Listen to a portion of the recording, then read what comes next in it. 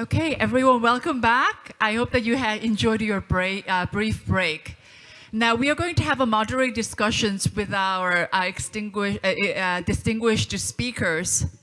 And then we basically try to highlight some of the points that could not be elaborated upon during their speeches. I think everybody agrees that a shorter speech is a little bit better than longer speech. So this is the format of our forum. So I'm going to start with Lieutenant Colonel Lee. You already elaborated quite a bit in your presentation, but I wanted to hear just a little bit further from you. What have been the sort of most pressing challenges that you experienced in the field? And how have you personally sort of overcome or cope, at least, with those challenges? Maybe if you can share a little bit with examples, I think that would be very useful. Thank you, Ajahn. As I mentioned during my speech, I'm single, so I haven't faced any family-related issue, same as my friends in the military. But however, I faced several environmental challenges during the mission, both physical and emotional. For instance, one major challenge for me was about the lack of basic facilities. Whenever I conducted a long-range patrol in the mission, it was almost impossible to find some proper bathroom on the way. So I had to control my water intake and also the food what I take before the long-range patrol, same as my Thai friend in South Sudan. I also faced the issue related to gender dynamics with colleagues, as Commander Nicholas mentioned during his speech. Gender dynamics very greatly depend on the country and region. So I experienced the inappropriate behaviors from my colleagues, such as sexual jokes or some kind of action related to their personal or private lives. Sometimes they even acted like rape someone for fun, just for fun. Actually, it was intended for some kind of humorous for everyone, but most of us were really uncomfortable about those kind of jokes. Sometimes those jokes come from some kind of countries we believe that it's a kind of the gender progressive countries, or even from the same country as myself. What's important is that we have a practical solution to address these challenges. For logistical issues, I'd like to share about an example from the UMMIS, South Sudan. Actually, the Thai friend, what I introduced during my speech, she kept reporting about the difficulties they faced during their patrols or their stays out of the base. And also she demonstrated the portable solution to the mission leadership team. So finally, the mission leadership team of the South Sudan decided to procure the portable bathroom, not only for the female officers for the long-range patrol, it's for the all personnel in the mission for long-range patrols. This case teaches us two crucial lessons. First, as a women peacekeeper, we must voice our challenges. Unless we say something about our difficulties or challenges to our MLT, mission leadership team, they never know our difficulties. Second, those in planning and decision-making position must incorporate these considerations into their planning process. And regarding gender dynamics, we must continue to raise awareness and conduct gender sensitivity training. I'm not just talking about the pre-deployment training. It is necessary to continue all the duration for the mission and also even after the mission. And also the establishing clear protocols for handling inappropriate behavior and providing safe spaces for women to speak up without fear of retribution are also key steps. Addressing these challenges will not only improve the experience for female peacekeepers, but also contribute to more effective and harmonious missions overall. Thank you very much, Lieutenant Colonel Lee.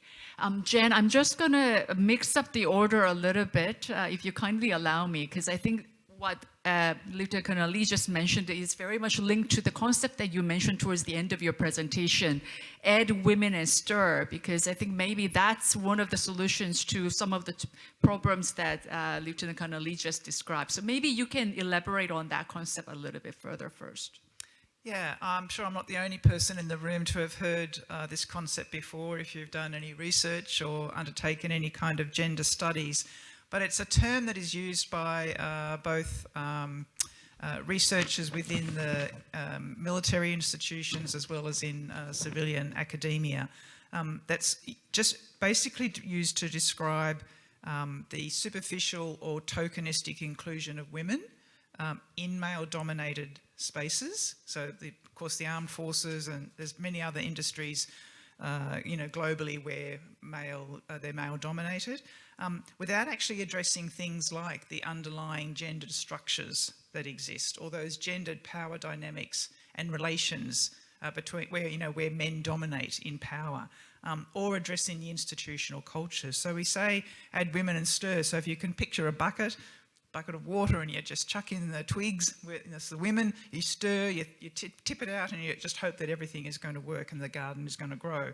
But the problem is that just simply adding women to these male-dominated institutions, and we've seen this, and I've seen it in my very lengthy career, that it doesn't work to actually integrate women into evolving roles like combat or combat support roles without putting in place the institutional structures that are needed to enable them to actually do that successfully. You can't just expect them to, for example, go to sea, which was my experience, and adapt without ever having had some exposure to that environment, particularly as a junior officer.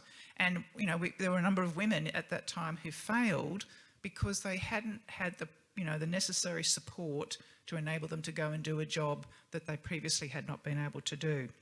So, certainly in military and security institutions, when we talk about add women and stir, it is about just adding women to our institutions without tackling those sort of very masculine institutionalist cultures. So addressing the culture, the organisational culture, or undertaking some form of cultural reform is essential to be done in parallel with gender mainstreaming.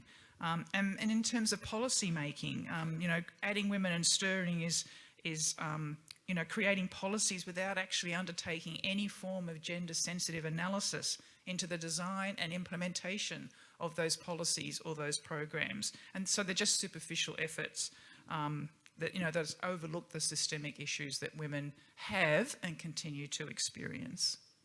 Thank you so much. Now this nicely leads to my next question for Commander Tyson. In your speech, you powerfully talked about the importance of integrating women, peace, and security agenda into the military and peace operations. I think many of us here gathered here agree in principle that women, peace, and security agenda does matter and is very important. At the same time, to really effectively operationalize it, it's a different game. Many people told me that it's very challenging. So while they accept that this is important at heart, how do we really get this really worked in practice is a bit of challenging. So maybe you can elaborate, Tyson, how can we really do this? What are some of the approaches that we can take? How can we start to really take this to the ground into our institutions? Yeah, sure. I think that's a pretty critical question, Ajung, to actually be able to know how do you operationalise women, peace and security so it is not just policy, but it actually becomes effective to how we deliver capability and how we ultimately achieve a mission or a mandate. So in a UN context, we'll talk about the mandate, for example, protection of civilians. Often in military context, we'll talk about the mission and the operational effects and capabilities we're looking to deliver towards that mission.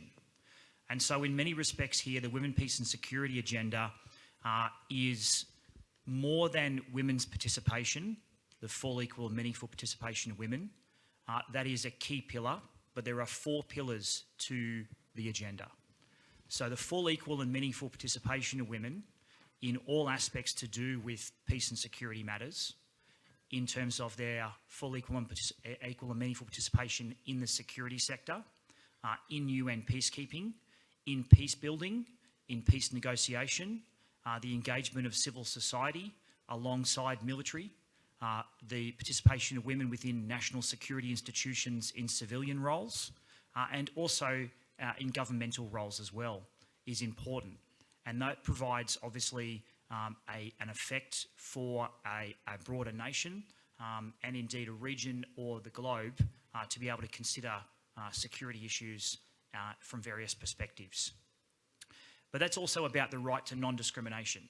So it's a fundamental human right, the right to non-discrimination, to achieve that. And we ask ourselves, what sort of societies do we want to be? What sort of people do we want to be? And what sort of leaders do we want to be? And we want to be, I want to be a leader that is a leader that advocates for what is right, what is ethical, what is moral and what is just. And I want to be known for that. And so in that respect, when we think about the full, equal and meaningful participation of women, we're thinking really about that in terms of a fundamental right to non-discrimination, to be able to have the same opportunities to do the same thing that their colleagues who are men can do.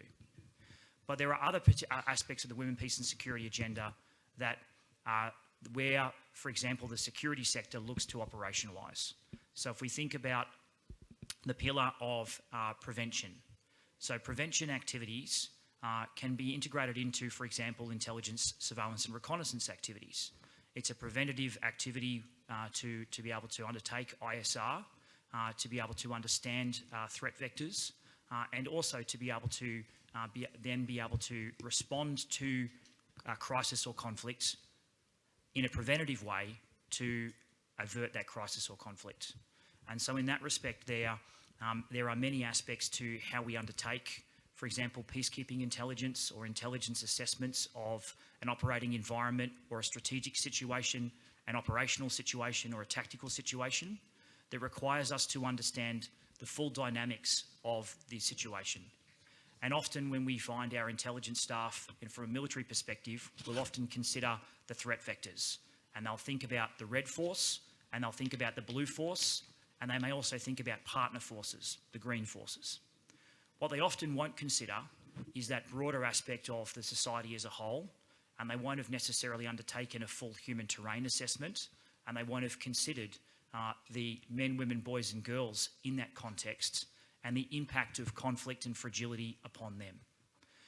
And it behoves us to understand that a military solution or a military victory is not victory in and of itself, because we're actually looking at achieving a military victory, for example, in contexts, in order to build a better peace. Military, the outcome of armed conflict or fighting wars is not the ultimate solution we're looking for. We're actually ultimately aiming to move back to a period of sustained peace. And so there's importance to understand then, okay, what are those impacts? How does that affect people in terms of prevention activities? That also goes then for protection as well. So that's the other pillar of the WPS agenda, protection.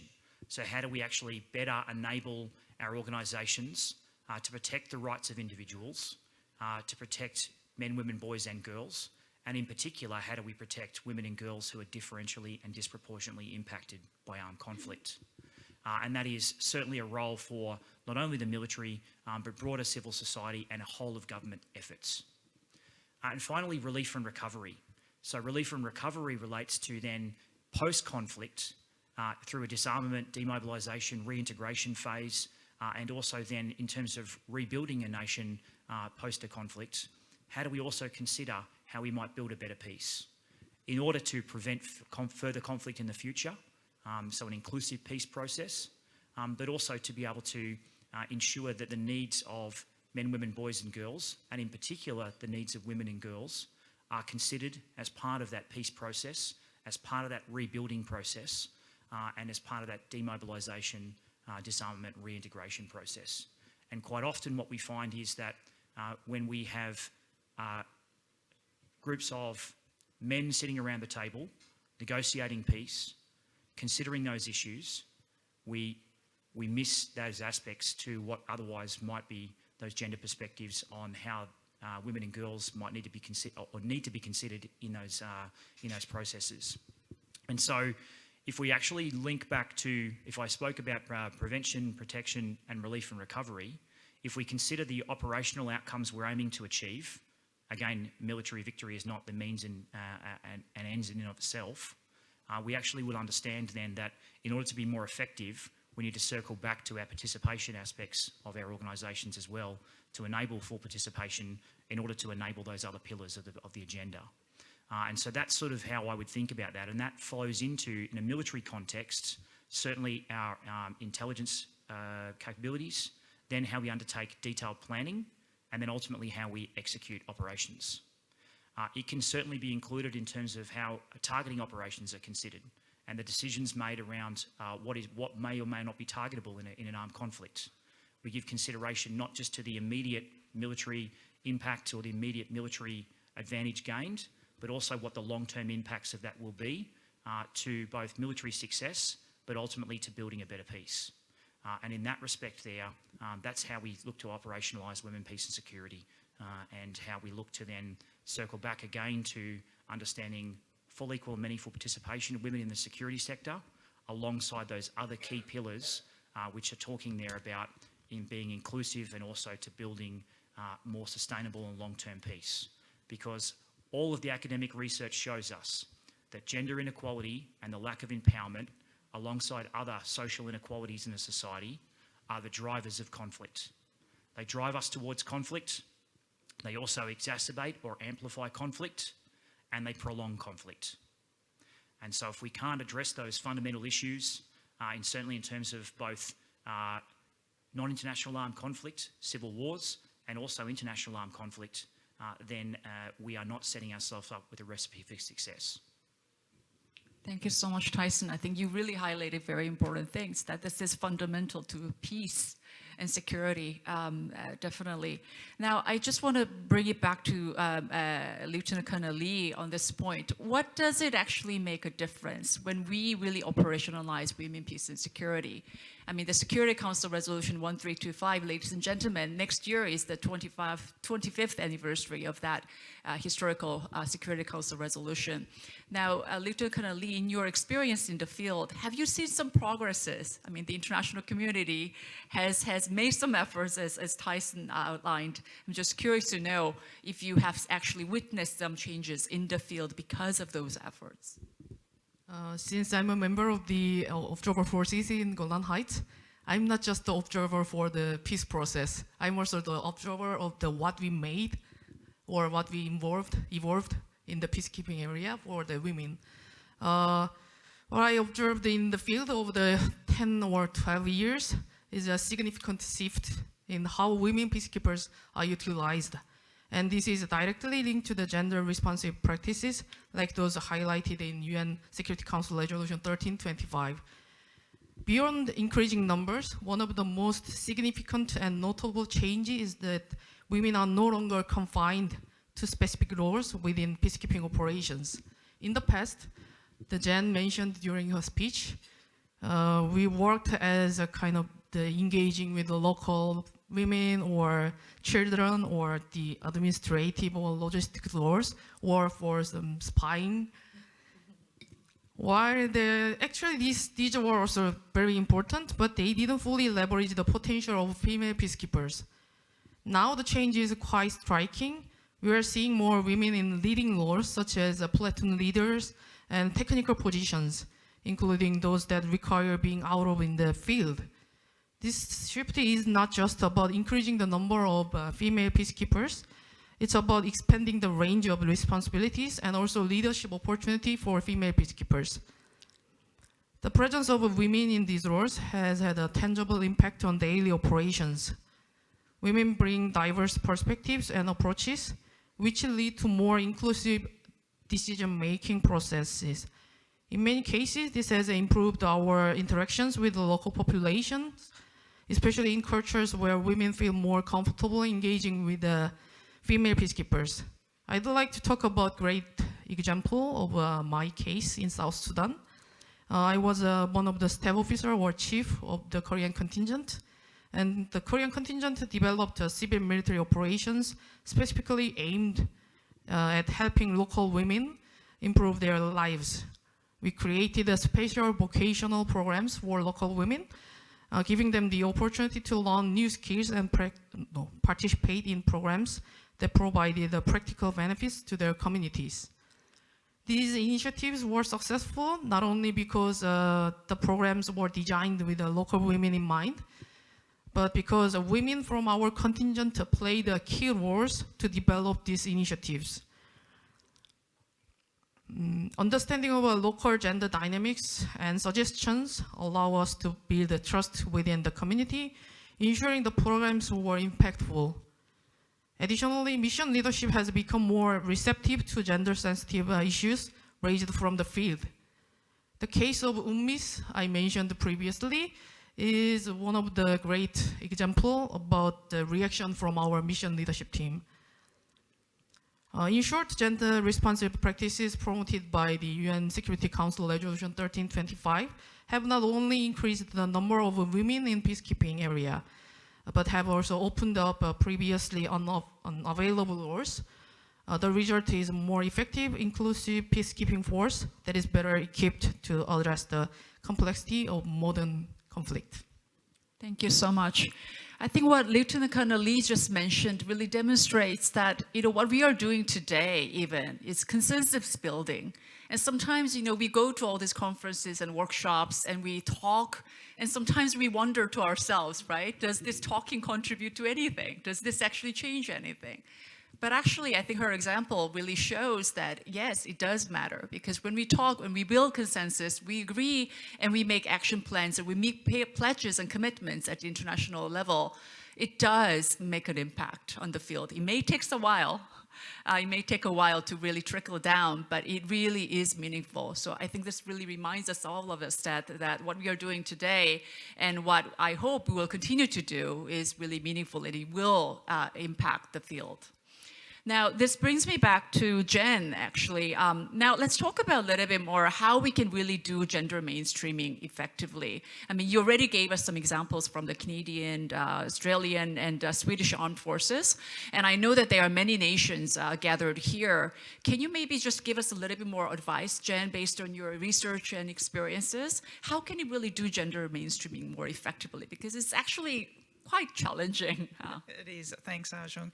And I just go back to the last point that you made before you asked me that question, in terms of information sharing, collaboration, these kind of events. So global leadership and collaboration is a really important key takeaway from some of the more successful gender mainstreaming work that has been done around the world, where we come together and learn best practices, where you hear from others, and then if you have the opportunity to be able to go back to your countries and say, look, this is what I've heard.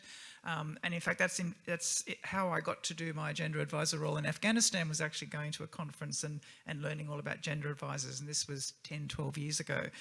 And so that's the kind of the networking that we talked about and the leadership and empowerment training we've just done over the last couple of days.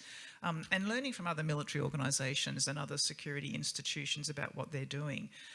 But I guess a key takeaway would be, absolutely you need leadership commitment to the gender mainstreaming agenda, to implement gender mainstreaming. It can't be done at lower levels without some form of authority or institutional authority that actually requires a policy of gender mainstreaming to be embedded into that institution. And that includes a commitment to ensuring that all policies are inclusive of the type of diversity that we're looking for in our institutions. And it's inclusive policies across all aspects of our security institutions, not just the operational or strategic planning space, but across human resources, logistics, communications, intelligence, all the areas that work within our institutions. Another one is around, key takeaways around targeted recruitment and retention strategies. Now, when I mentioned about gender mainstreaming in my speech, I said there are kind of two facets to that. One is gender analysis. So that comes back to the inclusive policies, ensuring that they're gender sensitive and being created through gender analysis, but also the need to address the historical disadvantage that women have experienced in our institutions. Actually allows for some specific gendered actions and steps that can be taken to rectify that historical discrimination. So, for example, if you are looking to open up combat support or combat roles, And as I spoke before about the need to ensure that there's the support and an institutional culture to support that, the integration of women, that in fact you can have specific policies put in place or specific strategies put in place to increase the representation of women. So targeted recruitment actually requires specific recruiting campaigns that are directed at women, not just the general population, because it's looking to bring women into, you know, categories that or work areas that they may not have been employed before. If you just rely on the same old recruiting process that we've done, you know, forever, you'll always continue to get more men applying than you would women. And if women are not encouraged to join some of these combat roles or technical categories that we want women in, then they'll be sidelined by the sheer numbers of men that will seek to join. I've mentioned the cultural change or reform program, so I won't talk any more about that, other than to say that that's important in terms of appreciating diversity in our organisation. And I'm not just talking about diversity of ethnicity or gender or race. I'm talking about diversity of perspectives and skills and backgrounds. And that's what provides the richness to our institutions if we have that from everybody.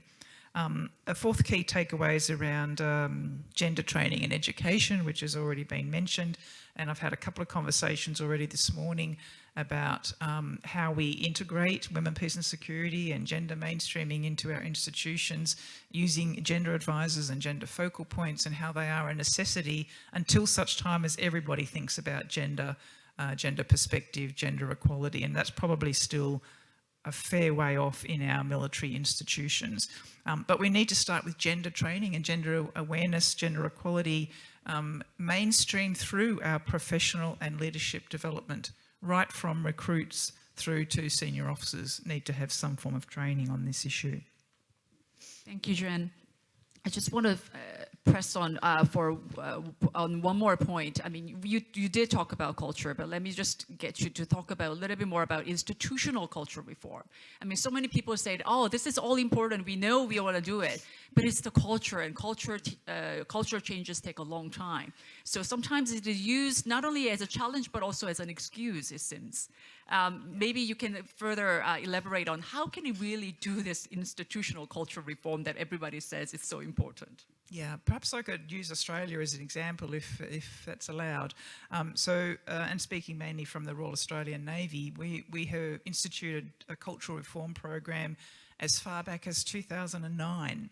And that cultural reform program is still going today, because we acknowledge that it was never going to be an overnight fix. That cultural reform takes a long time. It takes probably more than one generation to really embed. But as part of that initial cultural reform work, a lot of work was done around workplace behaviour, for example, how we respect people in the workplace, how we the relationships that we develop, valuing different perspectives, valuing men and women equally, and that type of training, that type of cultural reform was embedded into the training system. Every person in the Navy had to go through a workplace behaviour program. We created signature behaviours that aligned with the Navy values, the institutional values, and they were then embedded into the annual performance appraisal system. And so people were being assessed on their ability to uphold the values of the organisation. And there's some ways in which you can see that cultural reform has to be embedded. It starts from the top, and in this case it did, as our Chief of Navy decided that there were too many media reports of inappropriate behaviour by our sailors at home and overseas, and the time had come to address the issue of the treatment of women in the Navy, and then later across the Australian Defence Force. And so I would say that certainly the leadership commitment that I mentioned before about gender mainstreaming absolutely has to drive any cultural reform program, but that you do need a cultural reform program if you want to make changes around the integration of women and other marginalised groups. They must demonstrate that commitment visibly, and they need to be held accountable for leadership on this issue. And I'll just give an example. For example, NATO's integration of women, peace and security into its operations actually requires senior officials in operations to provide progress reports to NATO member states on how that is progressing. And internally to our security institutions, in Australia, for example, in terms of implementing our National Action Plan on Women, Peace and Security, it required a directive from our Chief of Defence Force and our Secretary of Defence to say that this was a body of work that was going to happen and it was going to be integrated across all the divisions and groups within our organisation. I think also the cultural reform helps to redefine our military values, and so we've also gone through over the last few years a period of changing the values of the organisation, but also, as I mentioned before, addressing these we call them hyper-masculine ideals about what combat means. You know, what does combat look like? We still talk about warriors, for example, and that's not very inclusive language for those who may not, for example, be in combat roles. So we need to talk more about capabilities like teamwork and empathy and emotional intelligence and compassion. They're the sorts of attributes that we require from the people now who are deploying on peacekeeping operations. We need to create a new narrative in our organisations through that cultural reform that recognises the strengths of and the diverse leadership skills of men and women and the different perspectives. And then the third thing I'd say about cultural reform is just institutionalising a framework that will enable the integration of gender mainstreaming and women, peace and security. So not only creating the environment where people respect each other and value each other, but creating positions like gender advisors, gender focal points and others who are there to support leadership in making sure that these agendas can be integrated. Thank you so much. Actually, last month, our UN Women's Center of Excellence hosted a big conference for the private sector, and we talked a lot about how to attract and retain women talent, particularly in industries that are underrepresented. And key theme was exactly about, reforming our recruitment processes and also the performance evaluation. Because if you are not recognized, if you're not praised for your extraordinary efforts for inclusivity, then what's the incentive? So that was also very, very key theme that emerged out of our private sector conference. So I think... Or could I say, if you're not held accountable by poor behaviour and unprofessional behaviour, that's also a problem. Absolutely. So reward as well as penalization is both important. So I just wanted to highlight the fact that this is something that the private sector is also talking a lot these days. Let me just, we are coming to close, but I just wanted to now go back to Lieutenant Colonel Lee. You talked about a lot the importance of having female role models, and at the same time, there are not that many role models out there, and I'm sure you struggle a lot with it. Do you have any advice for the participants? I think there are about over 50 women military officers present in this room. When you don't have good role models, what can you do? Can you maybe advise on that? First of all, I'd like to say that I'm not the senior at all. I'd like to emphasize myself as one of the junior officers in our military, but I have this little more experience than the participants of our course. So for someone who hesitates to join the peacekeeping area, I'd like to say about challenges are real. We are facing so many challenges. Even myself, I miss so many times my comfortable bed in my room, time to time in the mission. But the challenges are real, but also the opportunities and also the leadership roles are also the great chance for us. And also the peacekeeping experience is very unique, and this is only allowed us to do that, the uniformed women officers or uniformed women members in the military. So what's important to remember is that you are not alone. The challenges I mentioned during the speech for the female peacekeepers are recognized, and many of the organizations and institutions are actively working to address them. For instance, the Ministry of National Defense in Korea has been making significant strides to adopt gender-responsive initiative in our peacekeeping policy. I'd like to talk about my pre-deployment training last year. I was really amazed to see more than half of female peacekeepers during our pre-deployment training, especially considering the current percentage of female military personnel in our military. It was a really great achievement in Korean military. It shows that things are changing and there are growing recognition of the vital role women play in peacekeeping. So my advice to someone hesitating to join the peacekeeping is this: be brave and be eager and pursue what you really want. The challenges are real, but so are the opportunities for growth and leadership and making a difference. If we, the women currently serving in the mission, can navigate these challenges, so can you. So it's about believing in your ability and your capability to contribute and knowing that the peacekeeping community is working to make an environment more inclusive for all of us. So take the first step. You will be the next one. Thank you so much.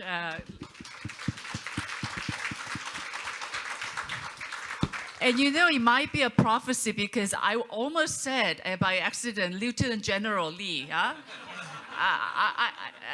Take this, it might be a prophecy. So, so all the best to you, definitely.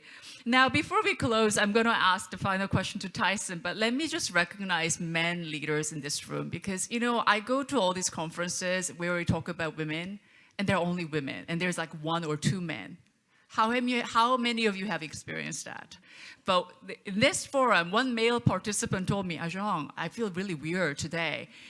Usually, as a military officer, you know, I never felt like I was a minority, but I come into this forum, oh my gosh, I'm a minority. There are not that many men here. But I just tell you, you are in the right place, and we value your participation because you are in the position of the leadership and making of power and making influence. And if you do not care, we are not going to be able to make the changes. So on behalf of the women in this room, may I please thank all the men leaders and the participants in this room for being here and caring about this agenda. So ladies, why don't we just give a warm round of applause to our male participants and leaders? Okay. So on that note, Tyson, so for our for our male leaders present in this room and also outside, what advice would you like to give? Because you know they might be willing to make an influence, but how can you do this effectively and powerfully? What advice would you like to give? Okay, so first of all, I'd like to say, Jung, that I'm a little angry that you stole my thunder. Because I was also, as part of my comments here, going to recognise the number of men in the room today and to also congratulate them for being he for she gender champions. And I suppose also I would like to highlight that, again, I'm not the most senior man in the room.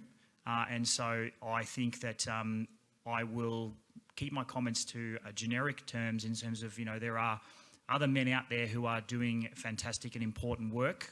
So I'll talk more about sort of what I try to do, and perhaps that might then be persuasive to those men in the room as well. And I suppose my mind has always been about the fundamental importance of having men within the security sector, in particular within militaries and in particular within peacekeeping organisations, be champions for gender equality and for women's empowerment. And in that respect there, my perspective is that it starts with recognising that gender equality and women's empowerment and the women, peace and security agenda, it's not a women's issue, it's a human issue, and it's a critical issue that should be a priority for all of us.